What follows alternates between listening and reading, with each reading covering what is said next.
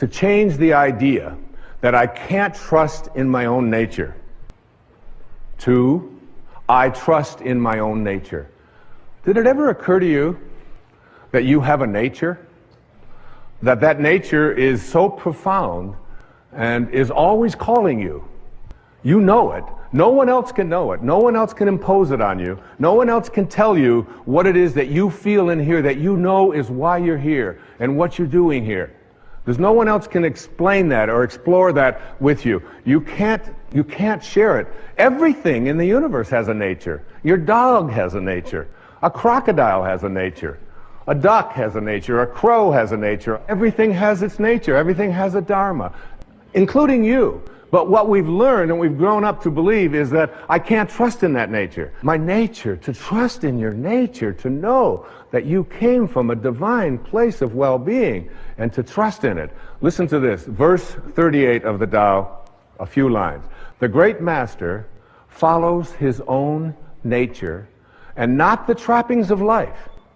A truly good man is not aware of his goodness and is therefore good. Think about yourself. The first moment of life, the very first moment, that speck when you went from nowhere, N-O-W-H-E-R-E, to now here, N-O-W-H-E-R-E, from nowhere to now here.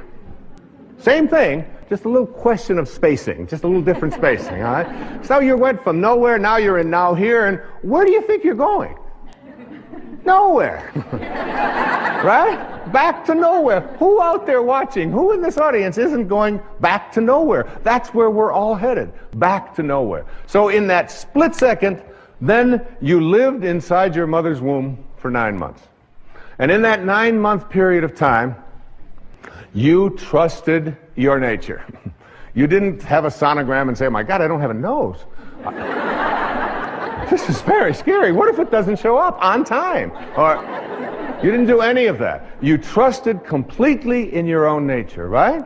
And so did your mother. There's very little that you can do because what you were to become, everything that this physical body needed, was all handled in there. And also, beyond what was needed for your physical world and what Lao Tzu called the world of the 10,000 things. The 10,000 things.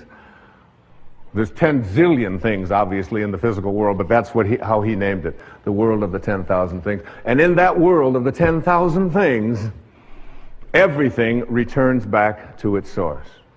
But while you're in that place, and why wouldn't you believe, even maybe for a second, that not only was my physiology all handled for me, but everything else that I needed, if I could just stop interfering with it and stop other people from doing it, that everything I needed. And that's a big part of understanding change your thoughts, change your life. It's a big part of that. The idea that I have a nature that I can trust, not something that I have to be afraid of, and I can stop letting other people interfere with it as well. So what happens? We go through those 9 months, totally uninterrupted. We have no questions. Everything works out. And then what? We say the very first thing, we pop out after 9 months, we'll take over from here. That was good work. Nice work, God. Thank you very much. And so what we'll do is just sort of edge you out of here, you know. So we edge God out. We take on an ego, E-G-O. And we edge out and we say, we'll take over. And we have an ego, and this ego, what this ego does is it takes on a set of beliefs. And these beliefs are that I am what I have, that I am what I do, that I am what other people think of me. So we're raised to believe that the more stuff I accumulate, the more things that I get, this is who I am. The more that people like me, this is what I'll get, and on it goes.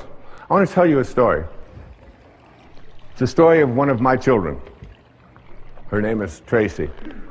When she showed up, after about the second or third year, Tracy went to preschool. And she came home from preschool. She was about 3. And in that time she came home and she said, she handed me a paper, and it had a gold star at the top of the paper. And I looked at it and I said, and she said, Daddy, I got a gold star, I said, I'm not really interested in gold stars. I said, but what are you doing? What is this? What? She said, well, we did something in school called adding, and I got them all right, and I know how to. I said, adding? I can't believe, you're 3. You can't learn to add when you're 3. And I went through this whole long thing about adding and how terrific it was, and she kept saying, Daddy, the gold star, excuse me, but I was the only one in the class that got a gold star. I got them all right. I said, you know, Tracy, I said, honey, I said, some people just need to have gold stars, and teachers sort of like to give it out and make that the reason why you're doing something, I said, and set you apart from everybody else. I said, but your dad doesn't really care much about that and how you stack up with others, and they're going to be, I'm more interested in what you're learning. And she said, okay, she was used to that. She had a weird daddy, and she knew that. So about another month or so, she came home with a paper that had looked like it had a gold star on it, but it had obviously been taken off. Her little thumbprints were all over, but there was a place where there had been a gold star. It was taken off. And I said, what's this? Oh, she said, we're now doing subtraction. And I said, subtraction? That's amazing. And I took over by her dresser. I said, you know that money you've got in your piggy bank? I put it in my pocket. I said, that's called subtraction. Isn't that great? And she said, give me that money back. And we talked about subtraction. Finally, I couldn't take it anymore. I said, honey, what happened? What was this? What was here at the paper? And she said, she said, the teacher gave me one of those gold stars. I said, really? I said, well, what happened to it? Oh, she said, I took it off. I said, well, what'd you do with it? She said, I gave it back to her. I said, well, what did you tell her? She said, I told her to give it to someone who needs that sort of thing. True story. What we have to do is learn how to take this ego of ours, this part of us that believes that who we are is what we have and what we do and what other people think of us. But remember, if you grow up believing that you are what you do, then when you don't, you aren't. And if you believe that you are what you have, when it's gone, you aren't. And if you believe that you are what other people think of you, your reputation, which we raise people to believe, I have to be concerned with what other people think of me. Take this ego and retrain it. And the affirmation for this is, the divine creative power within me brings to me all that I want with happiness, love, and peace. The key word here is attract. Attract to yourself that which you desire. What you desire desires you, or what you want wants you. And it's really coming to understand that there is an energy that will bring things to you, that will have things begin to show up. And this is not to say that you just put out your manifestation desire and then just sit around and wait for some huge magnet in the sky to just turn on and be facing towards you and have everything just go, there it is. There's an element of working with this divine universal force that is everywhere, and a part of this divine essence. It is a divine creation. As you become more tuned into this divine consciousness, you begin to see that there's really a spiritual solution to every problem in your life. That the things that don't seem to be working, the problems that you may have, whatever they are, in relationships, in finances, in healing, and so on, that there is a solution in the physical plane that requires you to get up and do certain kinds of things and act in certain ways. But in back of that action is a thought. And the same force, or the same power that moves waves to particles, which is the act of creation, also moves your pictures or your thoughts into the world of form. The same intelligence, the same energy that moves a star across the sky moves a thought across your mind. This energy, this attractiveness, this attraction, this pull towards you and realignment of your intention with divine purpose is something that we can't measure in the physical world the way we would like to be able to measure, the way we can measure ohms and watts and so on when we're talking about electricity. Nevertheless, it is exactly the very same power, and the power that allows for anything to go from wave to particle also is behind your ability to think, and therefore your ability to picture, and your ability to decide what it is that you do desire. There is something inside of you that allows you to desire something.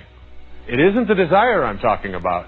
I'm talking about that which gives birth to it, that which allows it to be. The analogy here is when you begin to take care of your body in a certain way and to treat it well, to give it plenty of water, to avoid toxins, to give it the rest that it needs, to nourish it with the proper vitamins and minerals, to give it the proper amount of exercise, to do the things that show that you are respectful of this garage that is housing your soul, it becomes automatic. It isn't any longer something that you have to struggle with, that you have to work on, and that you have to think about all the time. You go to automatic. It's a lot like writing also, and creating, and painting, and music. You know, when Picasso was interviewed about his painting, and they asked him, how do you paint? He said, when I go into the studio, I leave my body and my mind at the door, the way the Muslims leave their shoes before they enter the mosque. And I just allow my spirit into that world. The spirit, this soul, this force that I have talked so much about in this whole entire program, is really a power of love that you feel in your heart. It isn't something that you process with your mind. But when you understand it and know that it is an energy that is working, that brings things into the world, into your world, realigns you, if you will, with what it is you'd like to create or have for yourself, you begin to cooperate. See, this divine intelligence will cooperate with you. But again, only if you feel that you're worthy, and only if you know that you and it are connected. The minute you sense any sense of separation, it shuts off. The minute you place an obstacle there, it will shut off.